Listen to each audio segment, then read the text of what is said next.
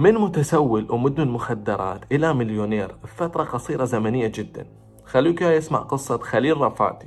خليك وياي واسمع القصة. خليك وياي الاتنشن سبان مالتك صاير 3 ثواني. I was born in Toledo, Ohio, a little rural town. It was a really, really tough upbringing. A lot of violence, sexual abuse, neglect, just fucking dark. My parents were immigrants. Neither of them spoke English very well. They just were not equipped to be parents. 10 years old, I was already running around with older kids in the neighborhood and trying to take puffs off their joints. Your turn. Then all of a sudden, 11 years old, 12 years old, now I'm chugging beers. Man, I was looking for attention any way I could get it. Whether it was vandalism or shoplifting or... بأقل من $1000 باسمه راح الهوليوود على مدير حق الفلوس والشهرة. I got into a rock and roll band because that seemed to be easier, plus doing drugs was more acceptable. That was kind of the beginning of going really bad. 27 years old, smoking heroin. I was so arrogant that I thought that it was glamorous. What drugs were you taking? Oh God, what drugs weren't I taking? Ketamine and GHB, ecstasy every night. I knew I was never going to get out at that point. I completely gave up and just didn't care anymore. The drugs had taken my soul from me without my consent, and I went straight to hell. It's that people wouldn't believe exists. You're watching people get thrown out of windows, you're watching people get stabbed to death in front of you, another person is taking a shit on the sidewalk right next to you, you're getting jumped, you're getting beaten, in and out of jail, in and out of jail, in and out of jail, overdose, into the hospital, out of the hospital, back into jail, back into overdose, back into the hospital.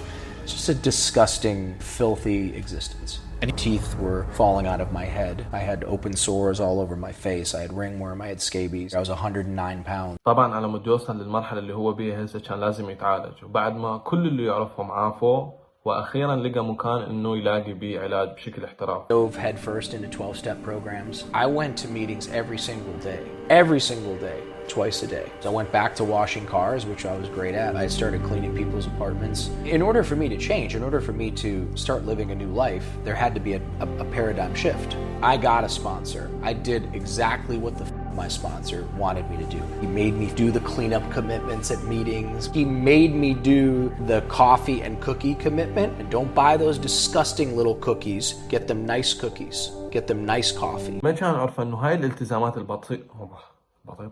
هاي الالتزامات البسيطة اللي انطلبت منه راح تغير مجرى حياته للأبد. And I'm gonna bring some strawberries this time. I'm gonna grab some blueberries. And I fucking went all out. I spent like $60 or something when you're supposed to spend like $6. I set up this spread. Here comes the druggy buggy dropping off all of the Salvation Army guys. And when they saw that food, the look of joy, the look of, oh my God. وهذا الحب والشغف إنه يقدم أكل يخلي اللي قدامه هيك ينبهر. هو اللي دي يقدمه هسه. So these are all the different superfoods that we put into, but this is a heirloom variety of maca that I found when I personally went to Peru, and I went up into the Andes and I met all the different growers. These cacao beans are from the jungles of Ecuador, but it's loaded with all kinds of minerals, magnesium, tryptophan. I could call up Cisco and they could pull up a big semi here once a week and unload boxes of a bunch of pedestrian grade shit, but then we would be serving pedestrian grade shit. If you're gonna be the best, be the best. I was told early on in my recovery, pick up trash when you see it and throw it away. And don't look around to see if anybody saw you do it. Don't do it because you look cool doing it. Do it because that's what we're supposed to do. My soul, my being was being cleansed, and tiny, tiny fragments at a time, I was building self-esteem through esteemable acts. And so much of me changed through such a silly, basic notion of stop being a victim, stop feeling sorry for yourself, and go do for people who are less fortunate than you. I say 1% better every day no matter what. Get up every day, go for a walk, read a page of a book, go be kind to somebody, volunteer some 1% better every day. وبعد 5 سنين من الالتزام سالفة البسكويت والقهوة وإنه يشتغل بشغلات مختلفة هو همين صار سبونسر انه يساعد الناس على مود تتعالج. So I thought, well, what if I just open up a facility and then I can kind of help a bunch of people at once. وهذا برنامج إعادة تأهيل كان الفكرة الأول مشروع إلي. I took a massive chance. I took every penny that I had. There was no guarantee that customers were going to come. I went all in. Riviera Recovery took off. I hated it. It was such a nightmare. I spent many nights crying myself to sleep, but it was super successful financially. I fantasized about having a little juice bar where everything would be organic and where everybody would be happy, and I would hire like people from the neighborhood. باع كل شيء عنده وشغله القديم وحاط هسه كل شيء بالمشروع الجديد اللي يريد يسويه. I borrowed a couple $100,000 from a guy who knew me really well and saw how hard I worked. I very naively signed a lease without having a lawyer look at it. And then like 11 months later, the place still wasn't open, and the landlord's threatening to, sue me if I don't pay rent. We didn't have money for a sign. We didn't have money for shelves. And I literally thought to myself, like, what the was I thinking? This is insanity. I'm going to be responsible for rent now. Who's to say that people are going to show up?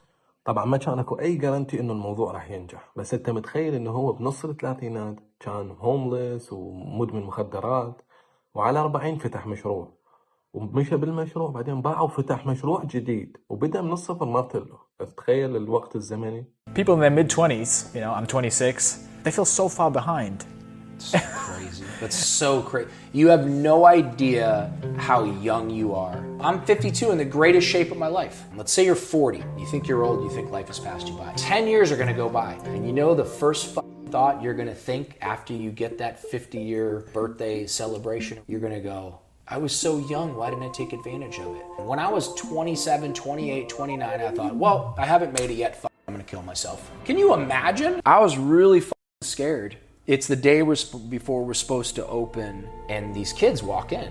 My partner at the time was like, oh, we're not open yet. I'm like, actually, do you guys like frozen yogurt? And they go to pull their wallet out. I'm like, oh, no, we don't even have our POS system. And the lady's like, no, this is ridiculous. They have to pay you. And I'm like, no, please let me just do this. I'm opening tomorrow. You guys are kind of like my first customers. Can you please just let me do this? Because I need to feel good right now. She's like, wow. Okay. And 10 minutes later, she walks back in and she goes, could you come outside for a moment? The kids just wanted to say something to you. And so always makes me emotional. I go to walk outside. They were a choir and they launch into these hymns of praise. And I start crying because I'm so scared it's not going to work. All the neighbors, all the co-tenants start coming out and they're all filming it. And these kids are belting out these songs of worship. And I just knew it was gonna work. Woke up in the morning, 5 o'clock in the morning, went there, trying to put everything together. Still super nervous, but had the faith from the experience with the kids. There was a line out the door all day. And that line out the door never went away. And Sun Life took off and it got its own momentum. There'll be 13 locations with another 5, 6, 7 coming. Had I not gone through everything I went through, I couldn't be who I am today.